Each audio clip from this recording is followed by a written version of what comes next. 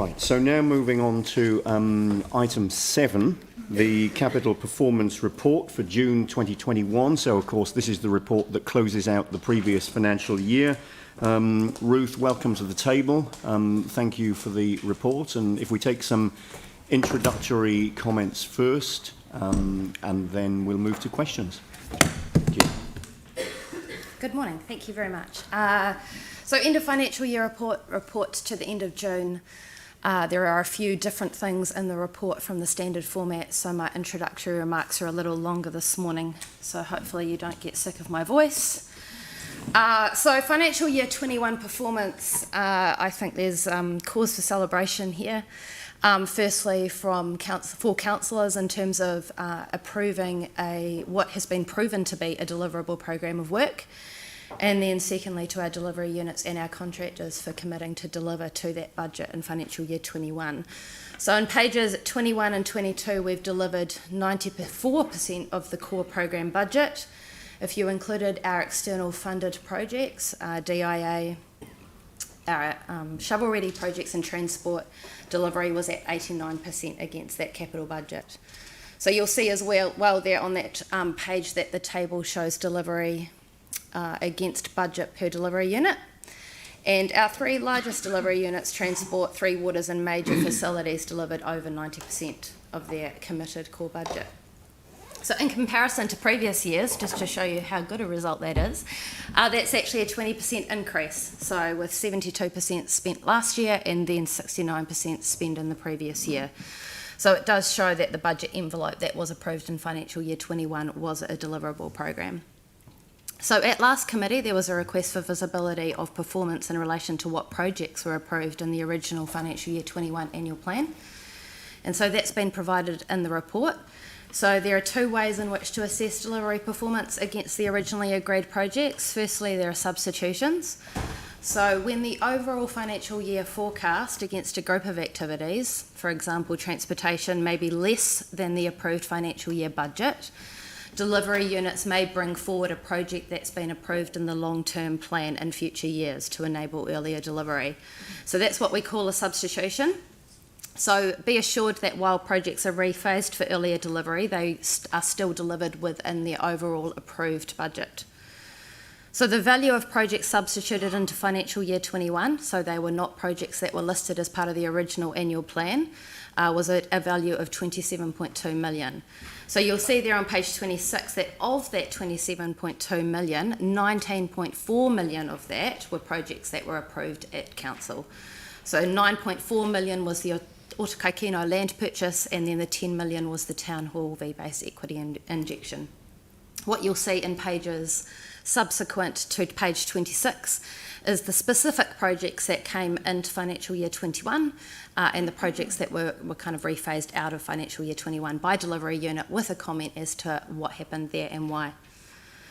So all other projects that were in the original financial year 21 annual plan has progressed. However, as you know, they may be delivered slower or faster than their original budget phasing, and that's where we end up with a carry forward, which is where a project may be delayed from the original budget, or a bring back where a project may be delivered faster than the original budget.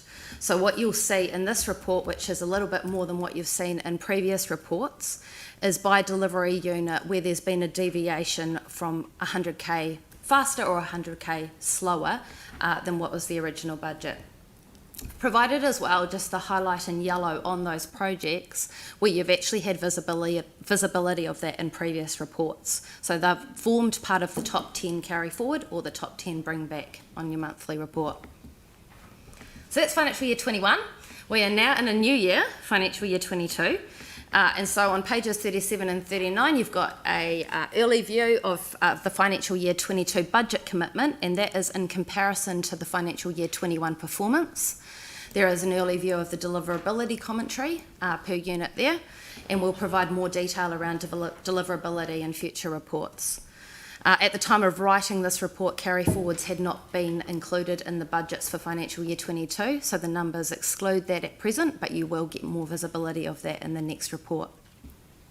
Just bear in mind as well that our carry forwards for both transport and Three Waters have had a net zero budget impact in financial year 22. So we haven't put any budget from financial year 21 in financial year 22. It's gone into future years. Finally, the financial year 22 watch list. So we revisit this at the start of every financial year. These are projects that either are of significant size or significant public interest. So councillors have had the opportunity to provide input into that watch list for this year, and those inputs have been incorporated into today's recommendations. So the recommendations from staff is that we remove the projects completed last year, and then we just remove some projects that we're already reporting elsewhere. So as you know, we've got the external funded project report where we provide visibility of performance against time, performance against cost, the risk profile and the progress update. And we've just got some projects that are in that report and are still being reported in the watch list. So in order to reduce duplication, suggesting that those projects that are in the external funded report are removed from the watch list. And then I also want to add some key projects based on feedback. In transport, that's the High Street Tram extension, Barrington Lincoln and Whiteley intersection, Wigram and Hayton intersection improvement, and the transport route and facilities Lincoln Road, and for community, that's Citizens War Memorial. So we did have a request for another project, Milnes Road, Sutherland Sparks Road intersection, and the recommendation is that we add that to the watch list when we have a delivery program confirmed. That's not for delivery this financial year. I'll now take any questions. Great, thank you. And thanks very much indeed for including those tables from page 26 onwards with the substitutions. That's incredibly helpful to be able to see all of that, so thank you. Now that's presumably something that we would now do as standard at the end of each financial year? Can do that, yes. That would be good. Mm-hmm. Yeah, great. Thank you very much, and thanks for the work that's gone into it. Moving to other questions. Jimmy. On page 60, one of the project, the Hoswell Junction Road, the extension. This is the long-awaited project, far behind the original schedule for 6 years. But I reviewed your comments in here. Looks like no any progress because this comment already, remain in the finance and the performance committee meeting for several months. Particularly, I would like to confirm $12.5 million. This, whether can meet you particularly mentioned this current forecast budget, whether can meet those costs. $12.5 million, where can meet the current cost? Because you mentioned high risk of cost exceeding the budget. There is a high risk as a cost exceeding the budget as we're working with KiwiRail, and most of the materials that KiwiRail have to bring in are steel based and come from outside of the country. So with the COVID environment that we're in, we are highlighting a risk, a real risk to the budget. That is not realised yet, but we are monitoring it and working with KiwiRail very closely. We have a meeting with KiwiRail coming up in the next 10 days. And so we will be talking to them about it. So you mean at the moment still uncertainty whether $12.5 million can meet the needs or not? Because my understanding this is the new revise from the long-term plan. Long-term plan. Yes. Am I right? So we have done everything we can to put the best prices and the best estimates into the long-term plan, and we're reporting those to all of you. We are also highlighting that there is a very real risk still to this project because there is overseas materials that have to come in that are steel based. All of those type of products are seeing cost increases at the moment. So we are being conservative in our reporting to you.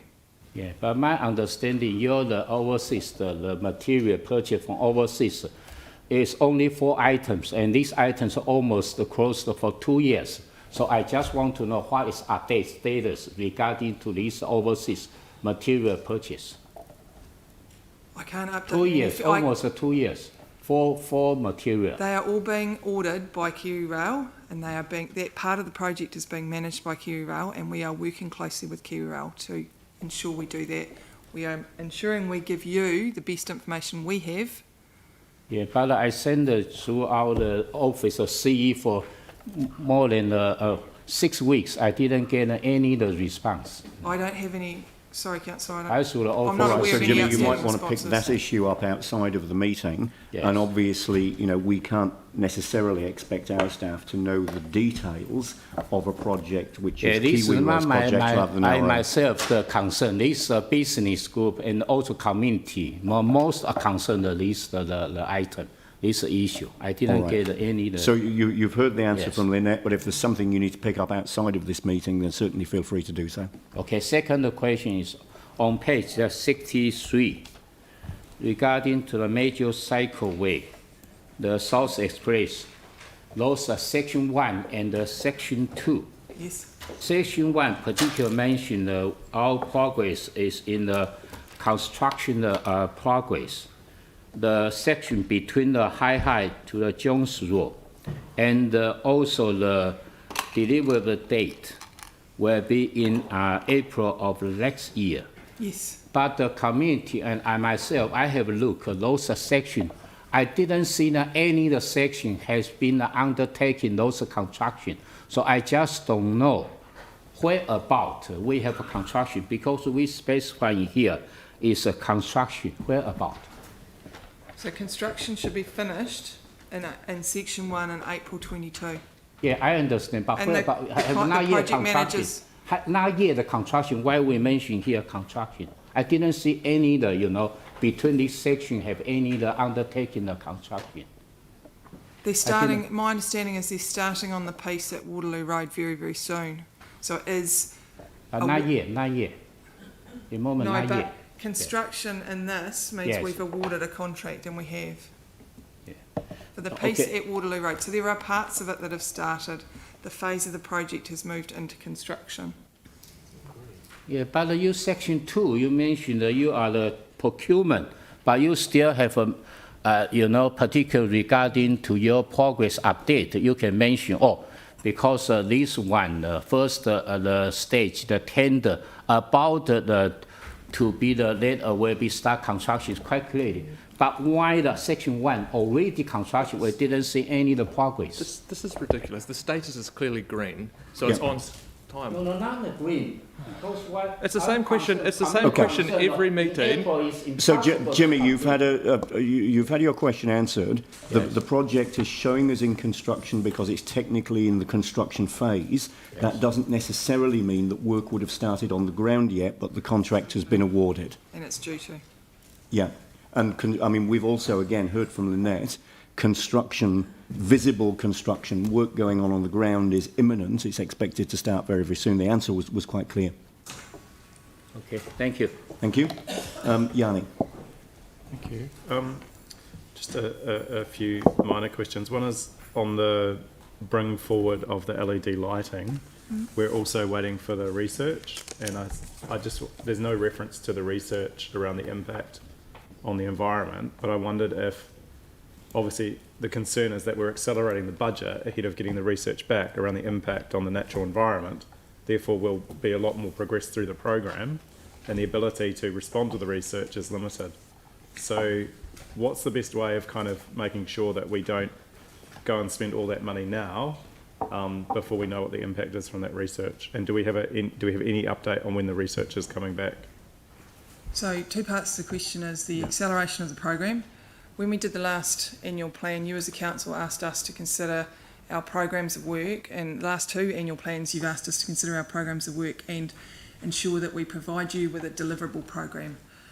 So set ourselves up to succeed is, I believe, what the conversation was at the time, and we did that by saying, right, we've got a program of work, there's a number of risks around it. At the time we were doing the last annual plan with the LED project, there was a huge risk on and a huge number of unknowns on getting materials in from overseas, because a lot of our materials come from overseas.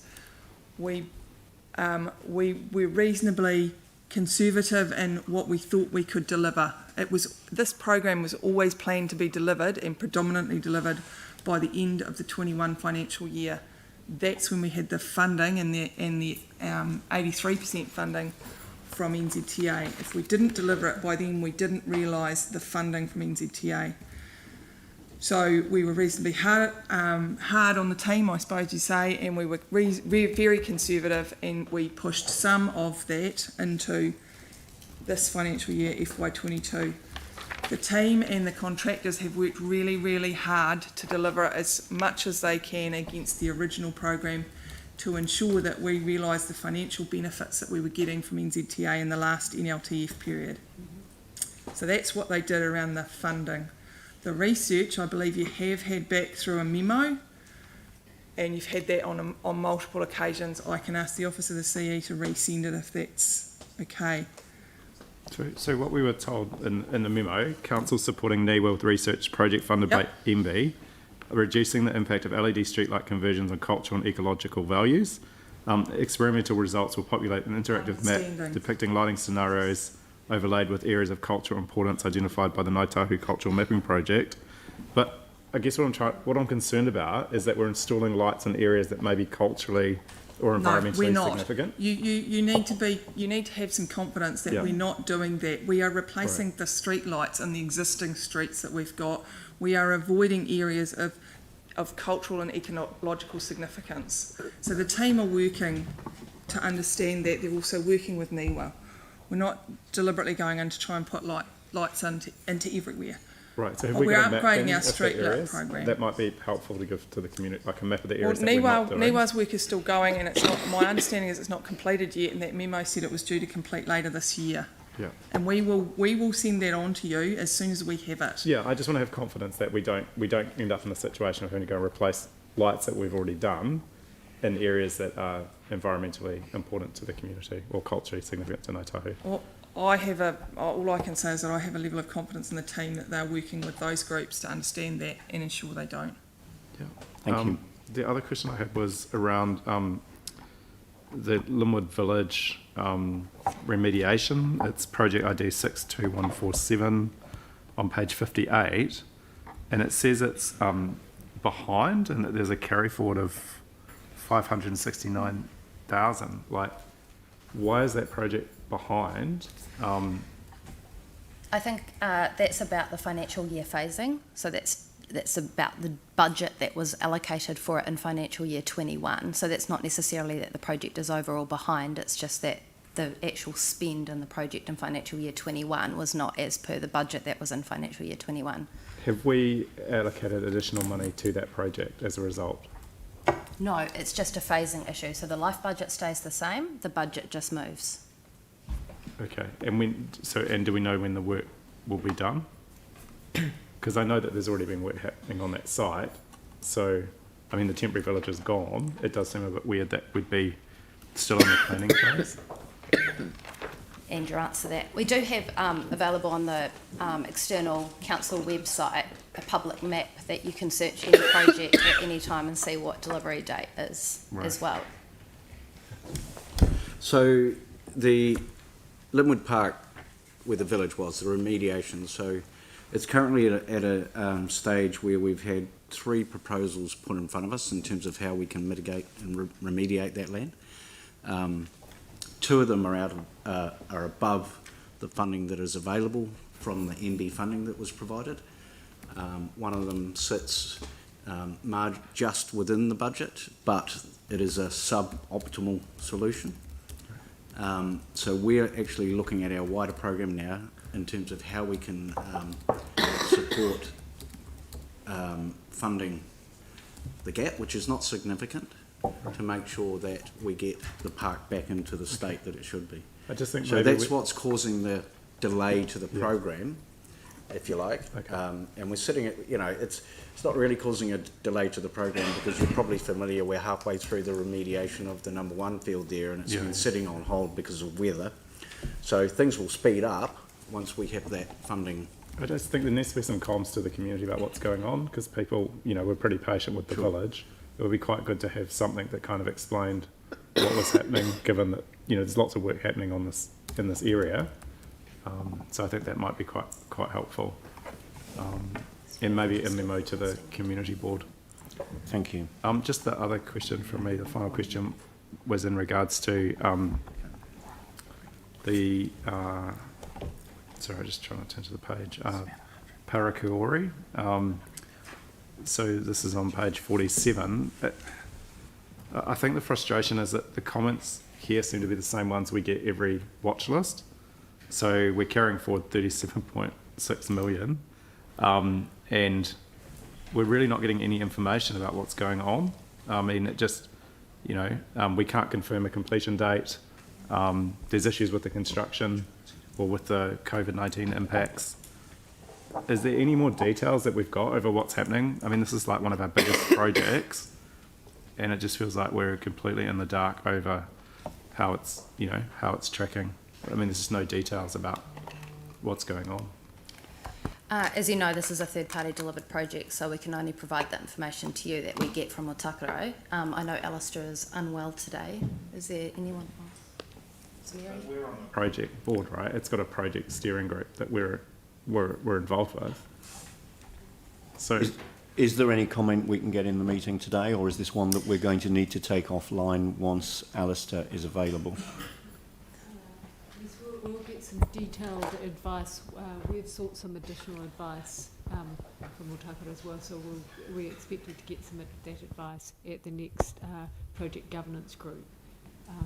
And also, we are also represented on the project control group. but I mean, it's a shame Jamie's not here, but I know Jamie's raised this concern as well.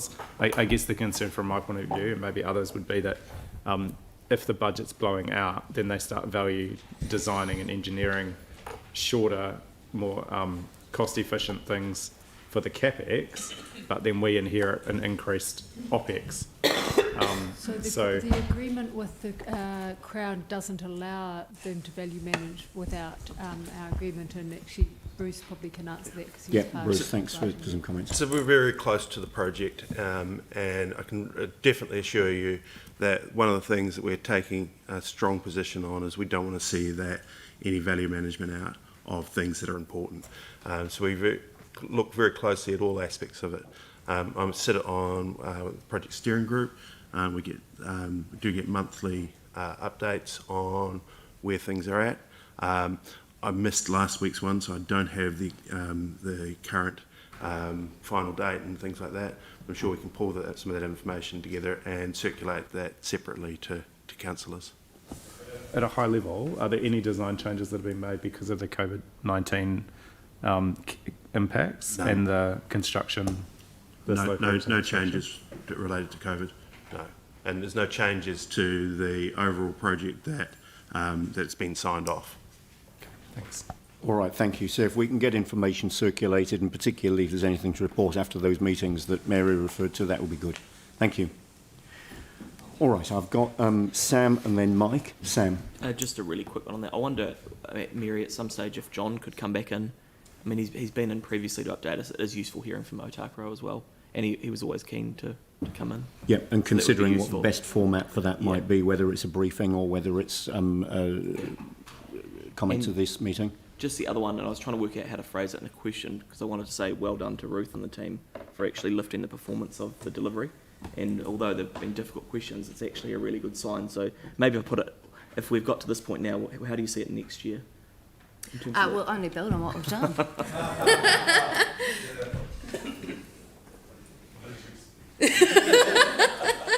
All right, thank you. Mike. Thanks. Just a question on page 62 around the Northern Line rail crossings.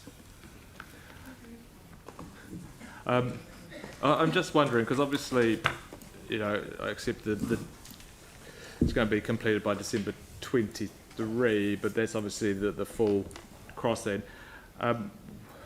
Where are we at for actually looking at a temporary solution for running parallel beside the railway lines?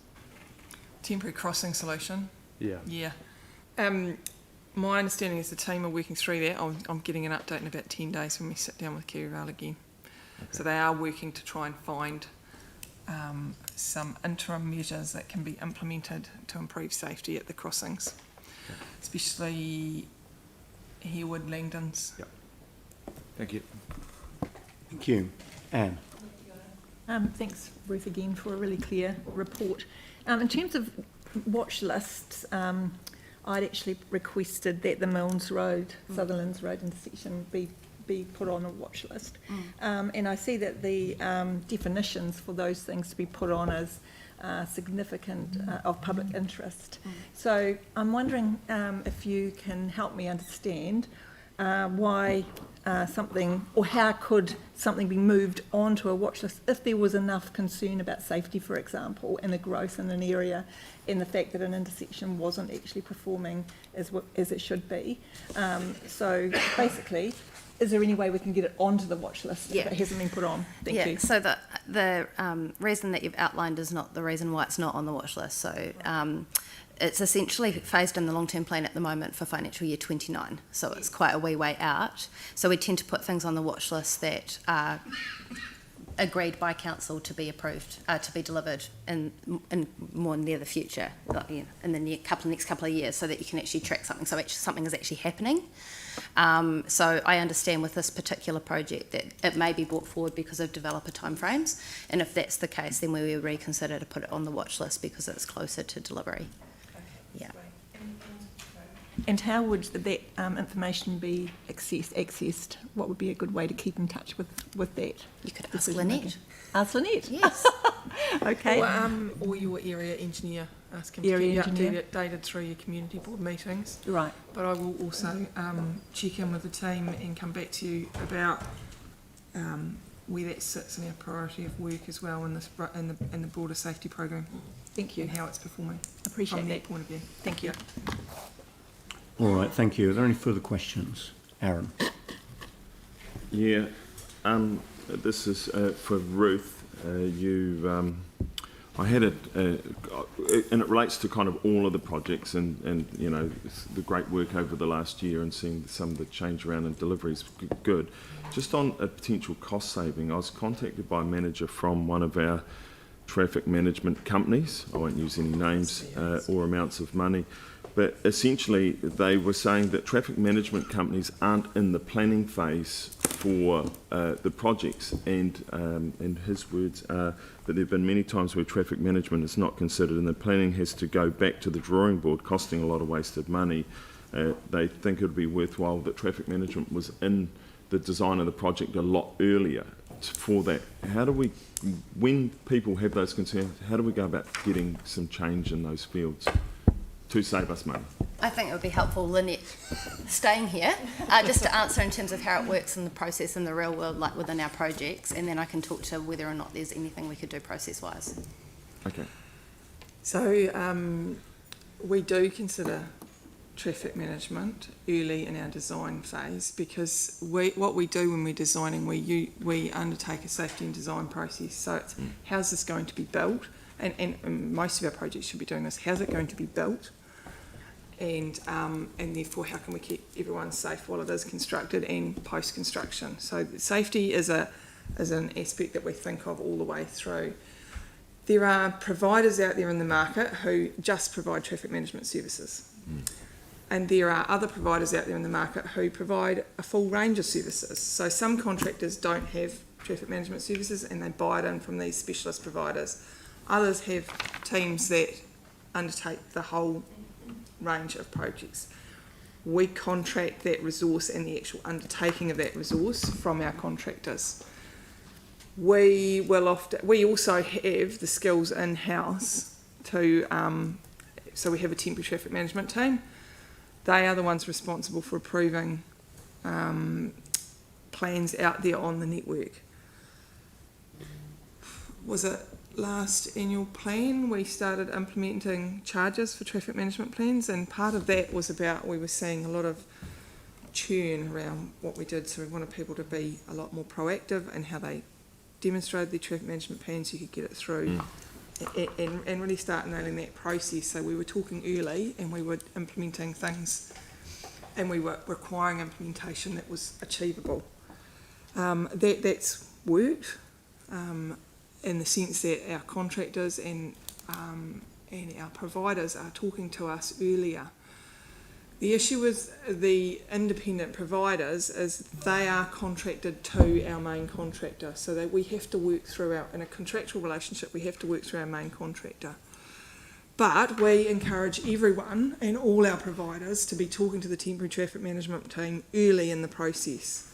So they will be doing planning around their tenders and their responses back. They should be talking to us early. As soon as that tender's awarded, there's quite a phase often before we start work of planning.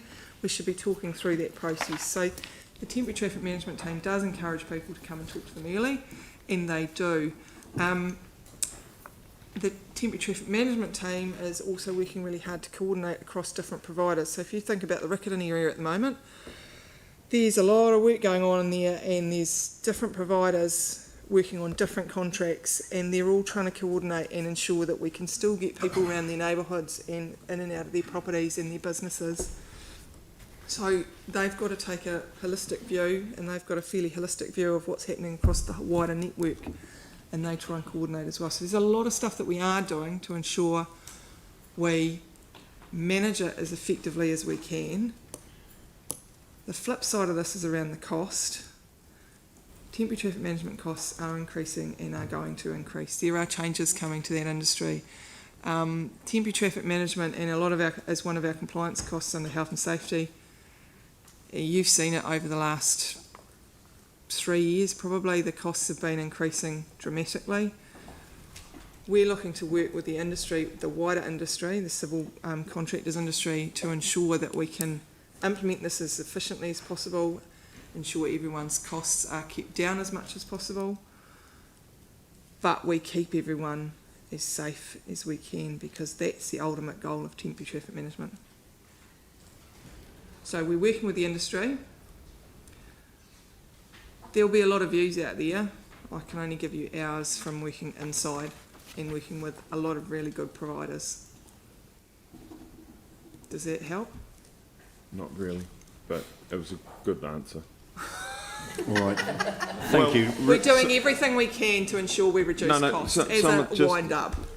Just the industry's come to us and said you could save a lot of money by doing it differently, and they're a manager at one of the major providers, so they shouldn't be too stupid. But like I said, they've got to work through our main contractors, so we contract with the main contractors. They've got to work through with them. The best thing they can do is provide and develop really good working relationships with our main contractors, not with us as council. Yeah, we're the buyer. They're just highlighting to us where it's costing us more money than it needs to. That was all. I just thought I'd raise it here. It's finance committee. Yeah, they could come and see me, and we can talk about that. Yeah. All right, thank you. Ruth, did you have any comment on that matter? Or Lynette, I think, has more than answered the question from council's viewpoint. Yeah, all right, that's great. Yanni, back to you. I just wanted to check on the, just for clarification, the carry forward and the bring back sheets. The budget that's identified with the project, is the money that is flagged either red or blue, is that part of new money for the budget? No. So like if you take the bollards, for example, we know how much was in our LTP, but then the budget's changed. So how do we get a sense of where budgets have changed? So there's two answers to that question. When you look at those numbers on the carry forward bring back, that is only the change from the original annual plan budget of financial year 21. So that does not show you visibility of the life budget of the project. So the life budget of the project has not changed. Right. In terms of the performance of projects against the life budget, you get visibility in the report monthly of project exceptions where the value of projects is over $1 million. We provide that when they are read with commentary attached to it. That is based on the agreement that we made in terms of the format of this report. So, for example, that specific project you've mentioned, if Oxford Terrace Bollards ended up being an exception, so we were going over budget, over time, not delivering to scope, or the risk or issue profile was high, you would see that as a performance exception in this report. Right. Well, it has, but I don't see it. So it's no longer a performance exception because we've agreed a new budget. Okay. And I just wanted to check on the Hornby Pool. It says construction starting in August. This is just on page 38. Hornby Library Customer Service and Southwest Leisure Centre. Current forecast construction start August 2021. So I understand that that's been in tender. Mary, are you able to answer that in Alistair's absence? Or we can get back to you separately? My head, sorry. All right, Okay. let's confirm that offline. All right, that's great. Thank you very much. So we've got a recommendation in front of us to receive the information in the report and confirm the FY22 watch list. I'm happy to move that. Do I have a seconder? Pauline Cotter. Any discussion? All those in favour say aye. Against? That's carried. Thank you. All right, now moving on to item 8, the Performing Arts Precinct.